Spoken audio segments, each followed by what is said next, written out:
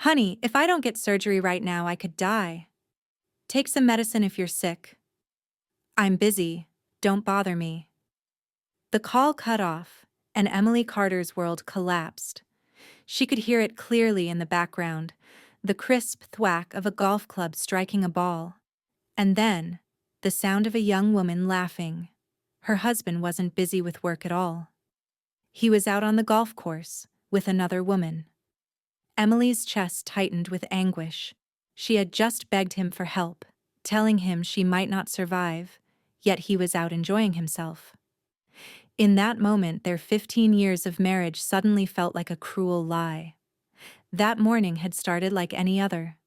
Emily was in the kitchen of her suburban Texas home preparing breakfast for her mother-in-law, cooking, chopping, and tidying up side dishes.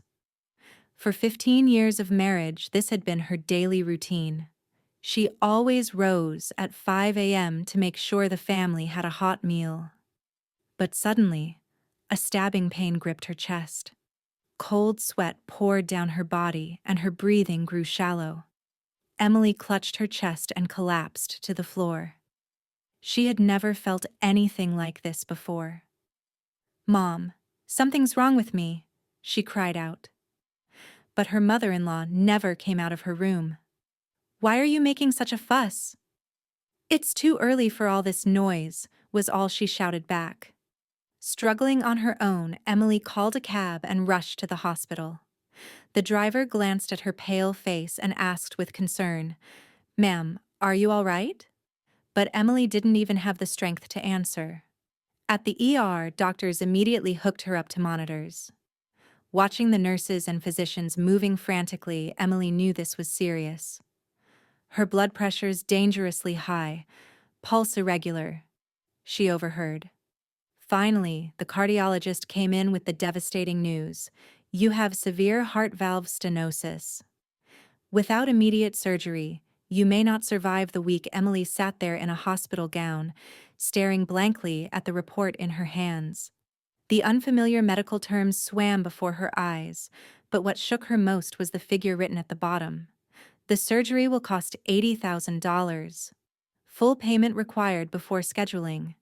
Insurance coverage was limited for emergency cases." $80,000.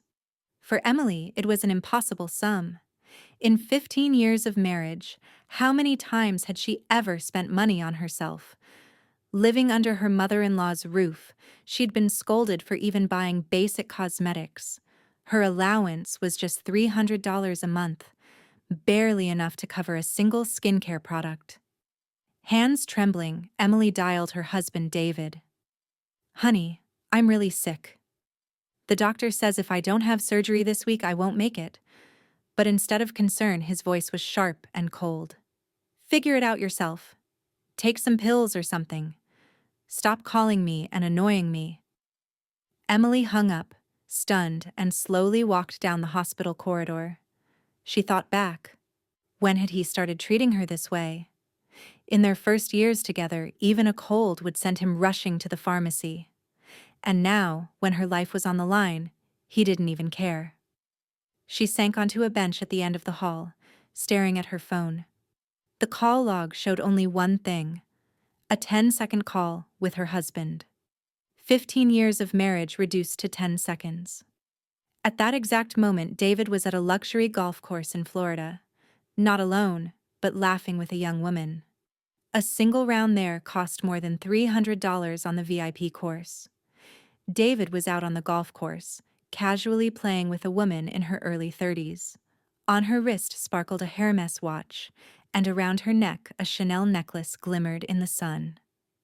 Even at the golf course, she looked like she was strutting down a fashion runway. "Doesn't your wife get sick all the time?" the woman asked with a smirk. "I don't know. She's always whining about something. Honestly, it's pathetic. Getting older just makes it worse." David scoffed. Together they laughed, mocking Emily's pain. "Here, let me help you." "Relax your shoulders and swing slowly," David said warmly, placing his hand on her shoulder. Her name was Natalie, and the way he guided her posture, gently, closely, looked far more like a lover's touch than casual instruction. Natalie giggled, leaning against his chest. Wow, you're amazing at this. Were you a pro or something? I've been playing for over 10 years. David grinned. I was terrible at first, but practice makes perfect. You'll get better too. Especially with me teaching you. It's way more fun with you than with anyone else, she said, flashing him a flirty smile. Just then, David's phone rang. The screen lit up with the name, Wife. His expression soured. Ugh, again? What terrible timing.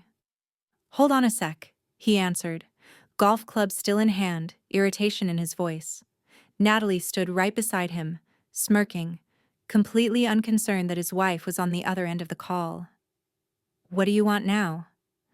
I told you I'm busy, he snapped. Emily's trembling voice came through the receiver, but David barely listened. He winked at Natalie as if brushing off a minor inconvenience. She stifled a laugh, covering her mouth with her hand. Why do you keep calling? Do you think you're the only one in the world who gets sick? He hissed, hanging up.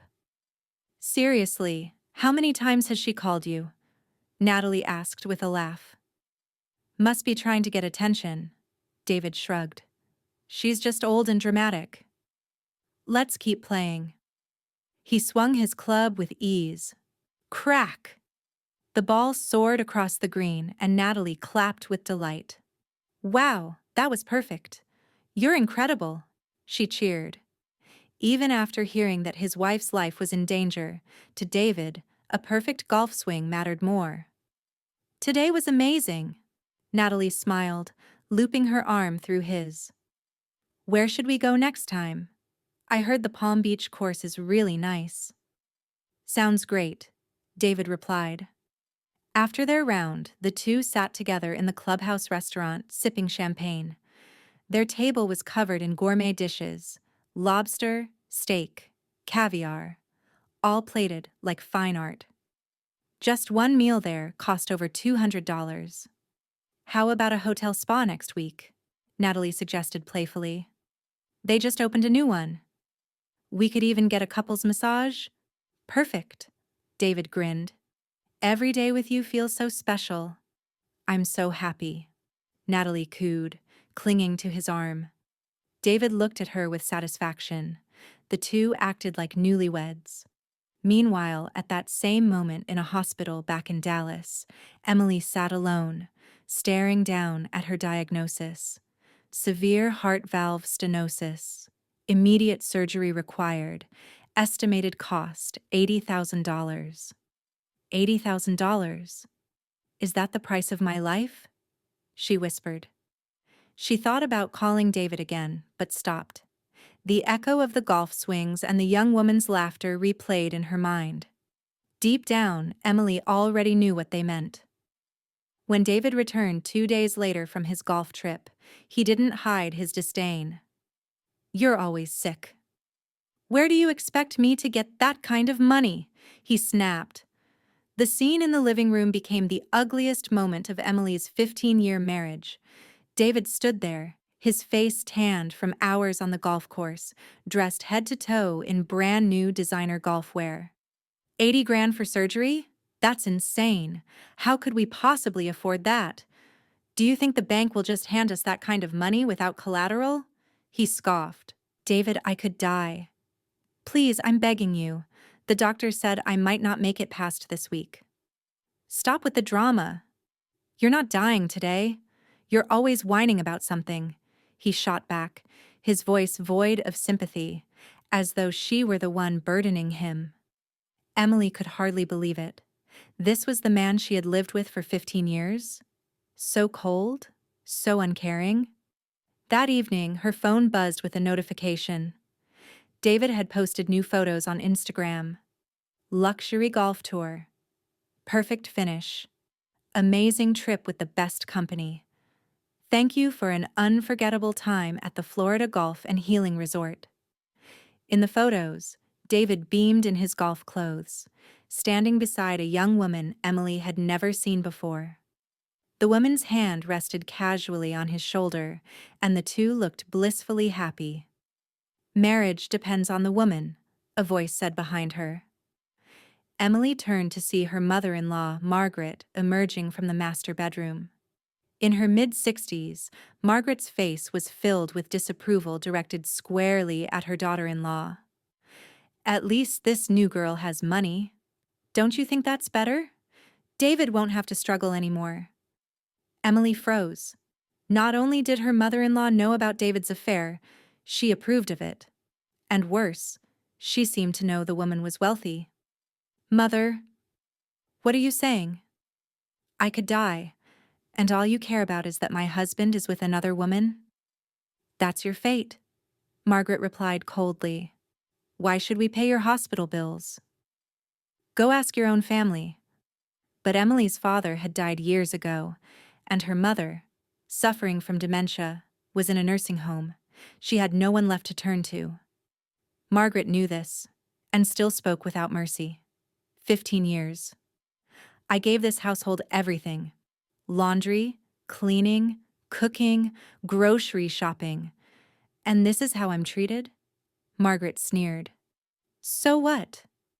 That's what a wife is supposed to do.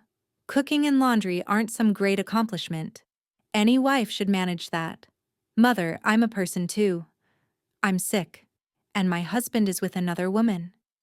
"That's on you," Margaret cut in sharply.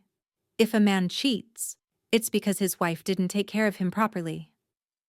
You should reflect on that. Emily's chest tightened, as if the air had been sucked out of her lungs. 15 years of sacrifice dismissed in a single moment. She glanced at the wedding photo hanging on the wall. There she was, smiling in a white dress, full of hope and joy. That version of herself felt like a stranger now. She silently apologized to that younger woman who once believed in happily ever after. And then, it hit her. To this family, she had never been a wife or a daughter-in-law, just an unpaid maid. Why did I marry into this family? Why did I waste 15 years with these people? For the first time, Emily regretted her marriage. The kindness she thought she'd once seen in David, the warmth she believed Margaret had shown, it had all been a mask. Or maybe, she realized, she had only seen what she wanted to see. "Mother, then what am I supposed to do?" Emily asked in a breaking voice. "You'll figure it out yourself? Don't expect anything from us. Not for hospital bills, not for anything with that." Margaret turned coldly and disappeared back into her room. David sat silently on the couch, grabbed the remote, and turned on the TV. The golf channel flickered onto the screen. That night, Emily couldn't sleep. The chest pain was bad, but the wound in her heart cut deeper. Everything she had trusted and believed in for 15 years had crumbled in an instant. But that night, she made a firm decision. She would no longer live like this. She would gather every shred of evidence of David's affair and her mother-in-law's cruelty, and she would end it all, on her terms. The next morning, Emily walked into the office of divorce attorney Christine Lee, a seasoned professional in her mid-40s who had handled countless messy cases. Christine's firm, located in a sleek high-rise in downtown Dallas, radiated the success of a lawyer who always delivered results. As Emily poured out her story, Christine's expression grew darker. When she heard the recording of the hospital phone call, her face showed not just concern, but outrage. "In a case like this," Christine said firmly, "evidence is everything. Hotel check-in records, credit card statements, social media posts, and that hospital call recording. You'll need it all." "Do you really think I can win?" Emily asked hesitantly. "I don't have money or connections." "David looks like he has it all." "Don't worry," Christine replied with confidence. "The law often protects the vulnerable.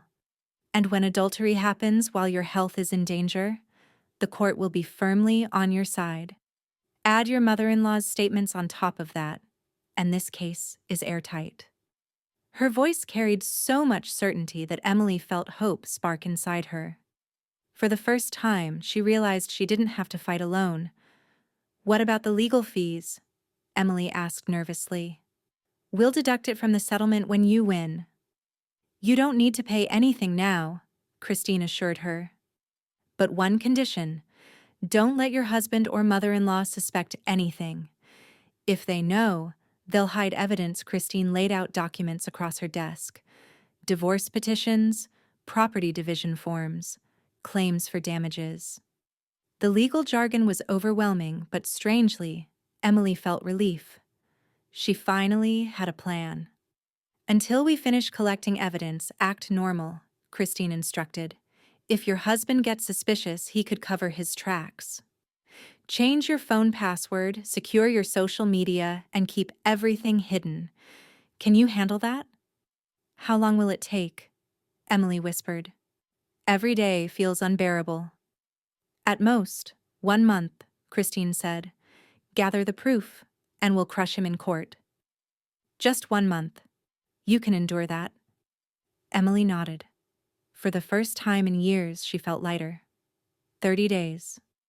Just 30 more days, and I'll be free. "And Emily," Christine added gently, "you need to take care of yourself first. Get the surgery. Live. Because survival is the foundation of your justice. If you need, I'll connect you with a banker I trust. There are medical loans that can help cover costs." For the first time, the word revenge sounded sweet to Emily. "This marriage is over. I won't suffer anymore." As she left the office, she felt strangely liberated. She knew the road ahead would be hard, but she also knew she wasn't powerless anymore. She wasn't alone. In the elevator, she caught her reflection in the mirror. Her face looked pale and exhausted, but her eyes burned with new resolve. No longer the helpless victim.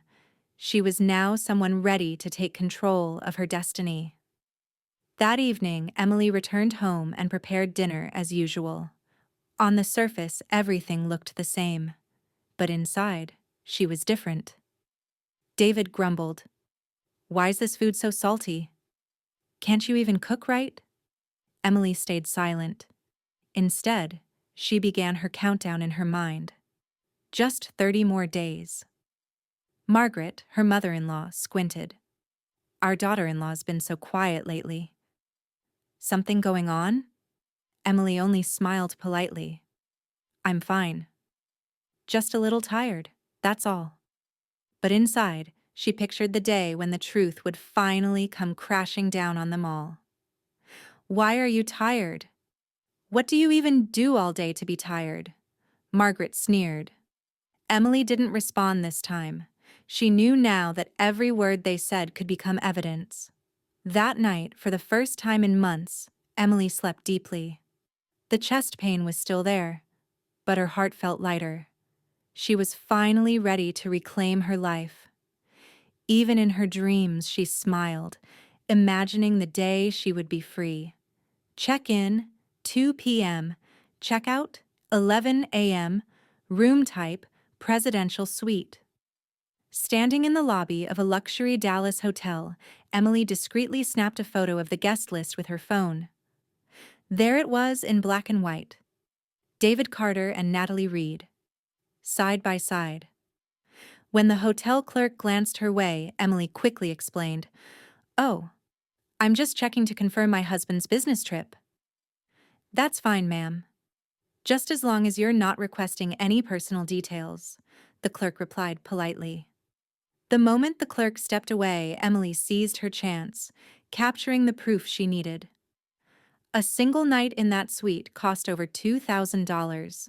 For a month, Emily had carefully followed every strategy Christine, her lawyer, had laid out.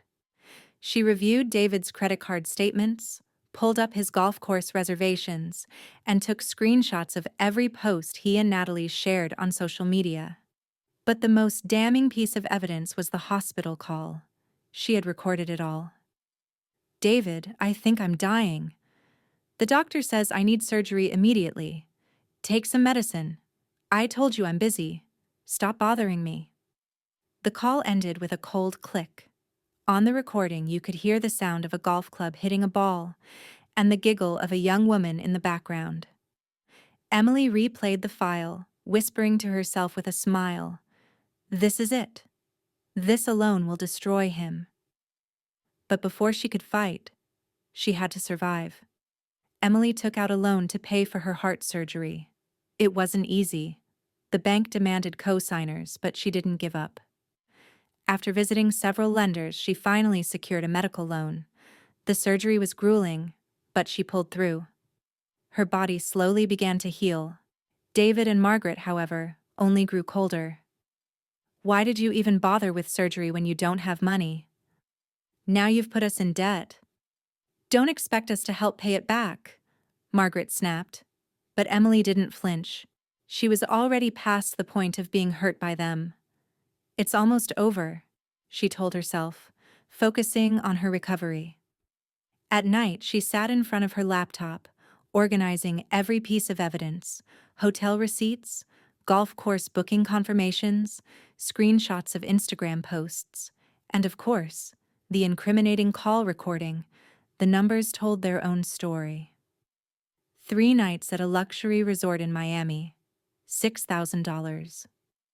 A weekend getaway at a Palm Springs resort, $4,000. Multiple stays at upscale Dallas hotels, averaging $200 each. Over $2,000 per month just on golf fees. And fine dining bills that pushed their monthly spending to more than $10,000. Every extravagant moment David shared with Natalie was now documented. "This is it. I'm ready," Emily whispered as she saved everything to a USB drive. The next day, she sat in Christine's office and slid the drive across the desk. Christine reviewed the files carefully before looking up with a firm nod. "This is perfect. With this evidence, we can secure maximum damages and property division in your favor. And this call recording? It's the nail in the coffin." Emily leaned forward. "So, when do we serve him the divorce papers?" "Timing is everything," Christine had told her. "Wait for the right moment.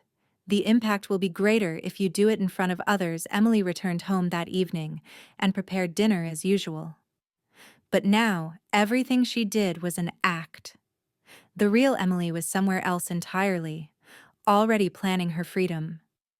Just a few more days, she thought, glancing at David and Margaret lounging in the living room, watching TV without a clue. Part of her almost pitied them, but her resolve was already too strong to waver. Then, 3 months later, something unexpected happened. "Ah! My legs! What's happening?" David collapsed while walking down the stairs. His legs suddenly gave out, sending him crashing to the floor. Emily rushed over, helping him to the car and driving him straight to the ER. After a series of tests, the doctor delivered a devastating diagnosis. "It's the early stages of ALS, Lou Gehrig's disease. Over time, your muscles will weaken, leading to paralysis. There's no cure. The first 3 years are critical, and long-term care will be necessary." The words struck like a sentence from above. David, once full of life, chasing golf balls across the green just 3 months earlier, now stared at the ceiling of the hospital room, stunned. "What are you saying? Me? ALS? I won't be able to play golf. I won't even be able to work?" His voice broke with despair. Emily remained calm, listening quietly to the doctor's explanation. "Emily, what am I going to do? Please, you have to help me," David pleaded for the first time in years. But for Emily, it was far too late. Natalie, however, was the first to accept reality. After hearing the diagnosis, she didn't hesitate. "I'm sorry. I can't take care of a sick man. I have my own life," she said coldly. "Natalie, please. I treated you so well. You can't leave me like this. You were good to me, yes. But I can't do this. I'm still young. I need someone healthy." That same day, she cut all contact. The woman who had showered him with "I love you" just yesterday vanished as if she had never known him. If she really loved me, she wouldn't leave me like this. So it was about money all along, David muttered bitterly, staring at his phone. On Instagram, Natalie's page had already updated, with smiling photos of her and a new man, tall and healthy. Not even a month has passed. David's hands trembled as despair swallowed him whole. Meanwhile, Margaret's tone had shifted completely. The same woman who once praised David's mistress was now turning the weight of responsibility back on Emily. "Daughter-in-law, you'll have to take care of my son now. That's your duty. Mother, I'm still recovering myself." "What does that matter? He's your husband. If you don't take care of him, who will? You promised.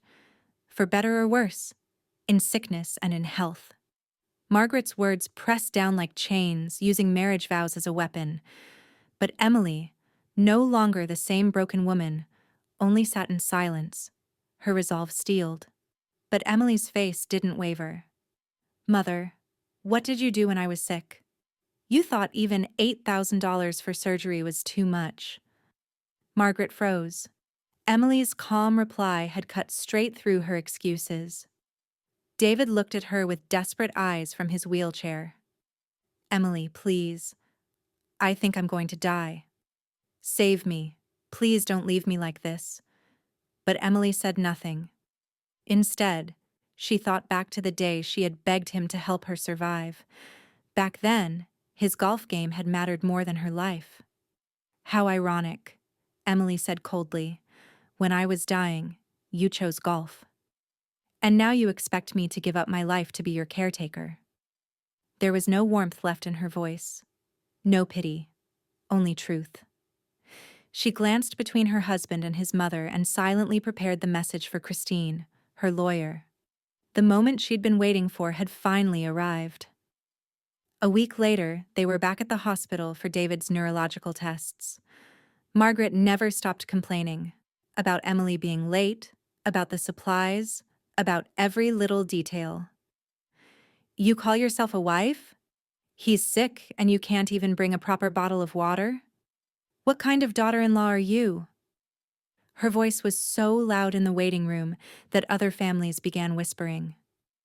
"That poor woman," one woman muttered. "She has to deal with a sick husband and a mother-in-law like that?" "Unbelievable," David joined in, snapping from his wheelchair.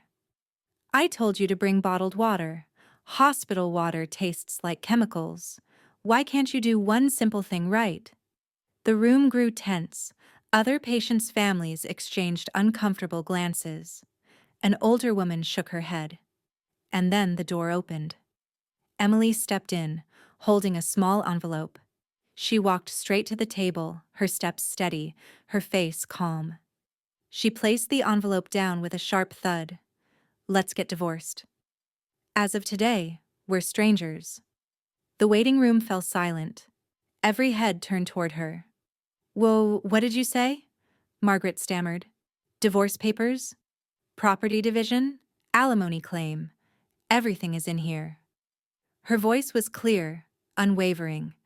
This was the moment she had been preparing for months. "You're insane! Your husband is sick and you're filing for divorce?" Margaret shrieked. Emily's gaze didn't falter. "When I was dying, you couldn't spare $8,000 to save me. Now you demand my life as payment for his care?" The crowd began murmuring. "So he cheated on her while she was sick? And now the mother-in-law wants her to take care of him? Outrageous." "I've already given all the recordings to my attorney," Emily added. "The call where he hung up on me from the golf course laughing with another woman while I begged for my life? It's all there." Gasps rippled through the room. David's face crumbled. "Emily, no. Please, don't do this. I made a mistake. Please don't leave me." His desperate cries echoed down the hallway, but Emily didn't stop walking. Some of the other families in the waiting room began clapping softly. "She's brave," one said. I wish I had that kind of courage. She deserves her freedom. Margaret turned crimson, overwhelmed by the stares. Stop looking. This is none of your business, she snapped, but her voice trembled. The damage was already done. A month later, the case reached the courtroom. Christine laid out the evidence piece by piece. Hotel receipts, credit card records, golf reservations, Instagram posts, and the decisive hospital call recording. Your Honor, Christine said firmly, the defendant continued his affair while the plaintiff's life was in danger. We have conclusive proof. David sat slumped in his wheelchair, head bowed. Once proud and smug, now he looked hollow. Margaret tried one last plea. Your Honor, my son has ALS. Isn't divorce too cruel? Shouldn't she stand by him in sickness? But the judge's response was sharp. Mrs. Carter, the record shows you denied your daughter-in-law life-saving surgery and inflicted emotional abuse. Do you deny this? Margaret's mouth opened, then closed. She had no answer. Then, the recording played in the courtroom. David's cold voice filled the air. Take some medicine. I told you I'm busy. Stop bothering me. The click of the call ending echoed through the chamber. Murmurs of anger erupted from the gallery. What kind of husband says that? She was dying, and he hung up for golf? Margaret buried her face in her hands. David lowered his head in shame. And Emily? She sat tall, unflinching, her eyes fixed on the judge. For the first time in 15 years, she was free. He's not even human. His wife was dying and golf was more important? That's no husband at all. David couldn't lift his head. He had never imagined that his own words could come back to shame him so deeply. The judge shuffled the documents and spoke clearly. David Carter is found fully responsible for the breakdown of this marriage. He engaged in an extramarital affair while his wife's life was in danger and refused to provide financial support for her treatment. Your Honor, my son has ALS. How can you? Margaret cried out, but the judge cut her off. Considering the extravagant amount spent on his affair, the court finds he was more than capable of supporting his wife. Instead, he chose not to. Christine, Emily's attorney, submitted the credit card records. They revealed tens of thousands spent on luxury hotels, golf resorts, and fine dining, with Natalie. The judge's verdict was firm. David Carter will pay $250,000 in marital assets and $30,000 in alimony to the plaintiff, Emily Carter. The courtroom erupted in applause. Emily's steps out of the courthouse were lighter than they had been in 15 years. The marriage was finally over. Behind her, David wheeled himself desperately down the hall. Emily, please. Think again. How am I supposed to live alone? But Emily never turned back. Margaret's shrill voice echoed down the corridor. You ruined my son's life. You'll be cursed for this. But the people passing by only shook their heads. She's the one who ruined her own life. That daughter-in-law did the right thing. She earned her freedom. They got what they deserved. For the first time in her life, Margaret faced open humiliation. Word spread quickly through the neighborhood about the mother-in-law who had mocked her sick daughter-in-law, only to be exposed in court. Emily stepped outside the courthouse, took a deep breath, and let the sunlight warm her face. This is my life now. Mine alone. She walked to a nearby park, sat on a bench, and looked up at the cloudless sky. For the first time in 15 years, she felt the sweetness of freedom. Her phone buzzed. It was a message from Christine.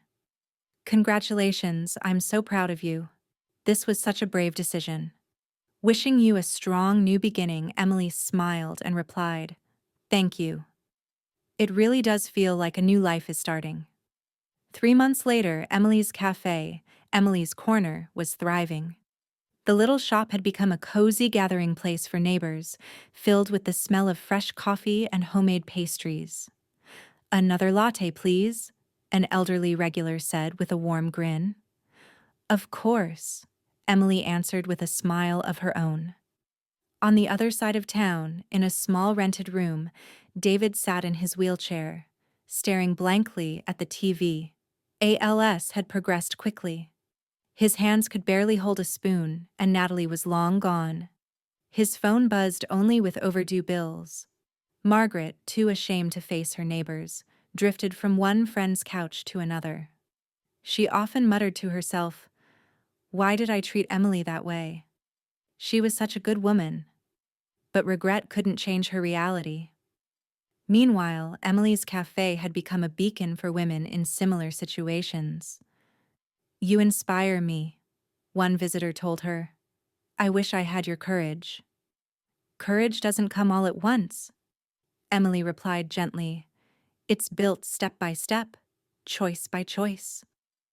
Her business flourished. Soon she even hired her first employee. One evening, Emily had dinner with Christine. A quiet affection had been growing between them. "Emily, you don't know how many clients draw strength from your story," Christine said, softly taking her hand. "I just took back my life," Emily replied. Christine smiled. "Then let me walk this new path with you." Emily nodded. This time, she had found a true partner. Across town, Margaret ate instant noodles in a dingy boarding house, all her wealth gone on hospital bills. And David lay in a nursing home bed, unable to speak, staring out at the night sky. That same night, Emily sat on her cafe terrace, writing in her journal. "Today marks exactly 1 year since my divorce. If I could speak to my old self, I'd tell her this happiness was worth the fight." Above them, the stars sparkled. 3 people under the same sky, 1 free, 2 trapped in regret. This was the story of a woman who reclaimed her dignity with courage. A reminder that sometimes the deepest wounds come from those closest to us, but when we rise again, we find our true strength. Grateful you watched all the way through. Feel free to subscribe for more stories like this. See you in the next story. Bye for now.